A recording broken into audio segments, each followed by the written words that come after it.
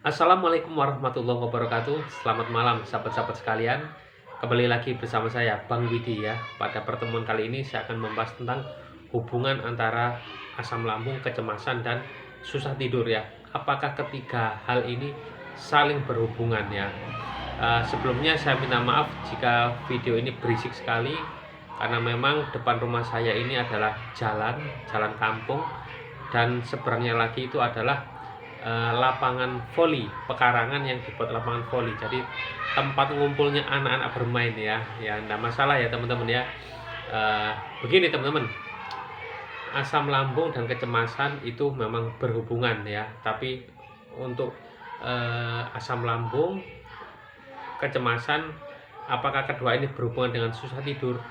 Ini nanti dulu ya. Yang jelas asam lambung dan kecemasan itu selalu mengiringi ya. Karena apa? Orang sakit lambung itu sakitnya itu berantai-rantai ya, nggak langsung hilang gitu ya. Sehari ada, 2 hari enak, kemudian muncul lagi, minggu depan muncul lagi. Nah seperti itu lama-lama akan menjadi kelelahan pikiran ya, frustasi. Sudah berobat sakit lagi ya, sudah memantang makanan tapi tetap sakit. Nah itu yang membuat pikiran menjadi lelah. Akhirnya pikiran itu mencari-cari ya, mencurigai, jangan-jangan saya sedang kena ini, kena itu, kena ini, kena itu. Nah itulah awal dari kecemasan. Ditambah lagi faktor googling ya, ngecek di Google tanda-tanda ini itu semakin parah. Rata-rata seperti itu. Awal dari kecemasan itu googling ya, dan rasa frustasi karena saking lamanya menderita rasa sakit yang tidak kunjung sembuh secara total ya.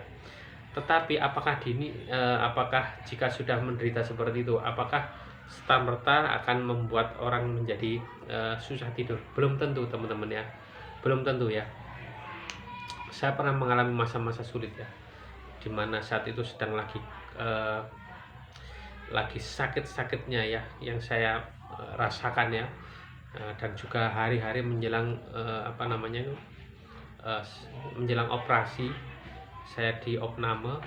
Ternyata saya mendapat kabar bahwa saya harus menjalani operasi pengangkatan kantung empedu ya. Dan saya pun juga selalu bisa tidur ya.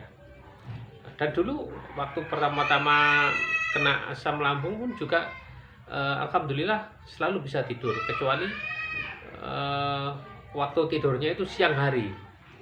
Nah kalau malam alhamdulillah selalu bisa tidur. Nah akan saya kasih tahu bagaimana tipsnya ya, tips yang berasal dari pengalaman murni saya pribadi ya. Ini tipsnya sederhana sekali, sederhana, simple. Saking simpelnya banyak yang nggak percaya mungkin ya. Begini, tipsnya itu adalah jangan tidur siang. Meskipun nggak ada pekerjaan, nganggur, nggak ada kesibukan, yang penting jangan tidur siang. Nah itu saja ya. Saya memang bukan berarti saya nggak suka tidur siang ya, gimana ya, atau mungkin sudah kebiasaan ya. Karena memang saya kan dulu bekerja terus ya, dan kalau tidur siang itu menjadi sesuatu yang langka dan mahal bagi saya. Kalau nggak benar-benar libur, nggak ada keperluan apapun, baru saya bisa tidur siang. Toh kesempatan tidur siang itu saya pakai tidur ya, tetapi nggak ketiduran, nggak tidur ya, cuma di kamar, kemudian miring ke sana, miring ke sini, lihat HP ya itu aja gitu loh teman-teman. Tapi ya itu tadi, hikmahnya nggak tidur siang itu saraf-saraf serta otot-otot di tubuh kita ini lelah ya, otomatis dari otak itu akan memerintahkan yuk kita tidur, ayo sudah waktunya istirahat ya, lemas, dan kemudian tidur. Ingat ya, tidur malam itu sangat penting ya. Saya punya beberapa, bukan cerita ya, beberapa beberapa kejadian yang saya ketahui bahwasanya orang yang seringkali begadang atau susah tidur, bukan aku ya, nggak usah takut loh ya, itu bisa bikin gangguan ginjal itu ya. Kebanyakan begadang bukan berarti orang yang bekerja sebagai karyawan pabrik atau security itu berpotensi sakit ginjal, bukan seperti itu. Itu yang dilakukan secara terus menerus. Kalau orang security atau karyawan pabrik itu kan dia rolling shift ya, shift pagi, shift siang, shift malam, jadi nggak setiap hari ya. Tetapi orang yang setiap hari nggak pernah tidur malam, seperti orang-orang yang di kota-kota besar itu mungkin bekerja sebagai layanan online, ojek online atau kurir, atau yang bekerja di malam hari lah. Nah itu kan ada di kota-kota besar itu dunia malam ya, setiap hari seperti itu, telat tidur atau nggak tidur sama sekali sampai pagi. Nah itu saya kejadian beberapa orang yang saya ketahui itu, yaitu ujung-ujungnya ya kayak seperti HD hemodialisis ya, atau istilahnya cuci. Nah itu saya sensor biar nggak kena pelanggaran YouTube-nya. Nah itu teman-teman, seperti itu ya pentingnya tidur itu. Jadi teman-teman kalau bisa tidur itu bersyukurlah. Nah cara saya seperti itu. Saya memang nggak bisa tidur siang, dan saya upayakan siang itu nggak tidur ya itu teman-teman ya. Apalagi tidurnya di atas asar, sudah kayak orang gila sudah. Rasulullah sendiri kan juga mengajarkan bahwasanya jangan kamu tidur itu setelah subuh dan setelah sholat asar ya, setelah asar ya, jam asar. Nah itu sama akan membuat keganggu pikirannya ya, seperti itu. Seringkali kan seperti itu ya, tidur jam 3:30 kemudian bangun-bangun setelah maghrib disangka pagi, kebingungan, linglung seperti itu, merusak pikiran. Nah itu cara saya teman-teman ya, sederhana sekali. Kalaupun teman-teman itu ngantuk sekali siang-siang, ya ditahan ya. Ini nggak berlaku bagi teman-teman yang bisa tidur siang dan bisa tidur malam ya, itu terserah ya. Kalau malamnya sudah beres, sudah bisa tidur malam, siang juga ingin tidur, kebetulan nggak ada sesuatu yang urgent, memang bisa buat tidur, ya tidur saja gitu, istirahat ya. Asalkan setelah buat yang muslim setelah sholat itu teman-teman nggak ada masalah. Tetapi kalau yang benar-benar punya gangguan tidur malam, itu ya nggak usah pakai obat yang macam-macam lah, nggak usah tidur siang ya. Nggak cukup 1 hari teman-teman ya, jadikan itu sebagai kebiasaan ya, sampai 1 bulan 2 bulan nggak usah tidur siang ya. Itu nanti otak akan terbiasa ya, muter terus ya. Saya juga seperti itu, kalau nggak ada ngapa-ngapain ya, jam 12 sampai jam 2:30 ya, ini kan saya mikir ini kan buat tidur siang enak gitu ya, toh semua sudah beres, sudah selesai gitu ya. Akhirnya apa yang terjadi? Tetap ya pikiran muter terus ya, muter, kepingin beresin itu, lihat apa, kepingin ngelurusin, kepingin bersihin, kepingin memang dasarnya saya itu nggak suka diem ya memang. Lihat ini pingin betulin ini ya, lihat lihat motor itu ya pengen naikin kemana gitu, kayak hanya sekedar ke pom bensin. Nah seperti itulah, tahu-taunya setelah selesai isya atau di atas jam 8 mata sudah mulai ngantuk. Kayak ini ya saya ya, ini sudah jam berapa ini ya, mungkin hampir 8:30 sekarang ya itu. Ini saya sudah mulai mengantuk ya, dan kalau sudah kondisi kayak gini langsung ke kamar, sudah langsung tidur pulas gitu. Paginya besok 4:30, jam 4 4:30 bangun, sholat subuh, kemudian langsung lagi. Nah, juga termasuk bikin konten ya, mikir nanti ngomong apa depan kamera ya, konten apa gitu ya, untuk teman-teman pemirsa saya ya, bikin apa itu juga mikir konsep dulu, meskipun konsepnya itu nggak harus ditulis ya, kita juga merancang ya, apa gitu ya teman-teman ya. Memang nggak mudah ya ngomong di depan kamera di atas 10 menit itu ya, muter terus otaknya. Itu teman-teman ya, kembali kepada kesimpulan ya, kalau asam lambung sama kecemasan itu memang saudara ya. kayak angka 11 sama 12, istilahnya seperti itu. Tetapi kalau asam lambung kecemasan itu dihubungkan dengan susah tidur, itu nggak mesti ya. Lihat kondisinya dulu ya. Dan juga nggak usah terlalu diklaim-klaim ya. Saya nggak bisa tidur malam, susah tidur malam. Apakah karena ini asam lambung, karena kecemasan? Nggak usah disangkut-sangkutan, nggak usah disambung-sambungkan ya.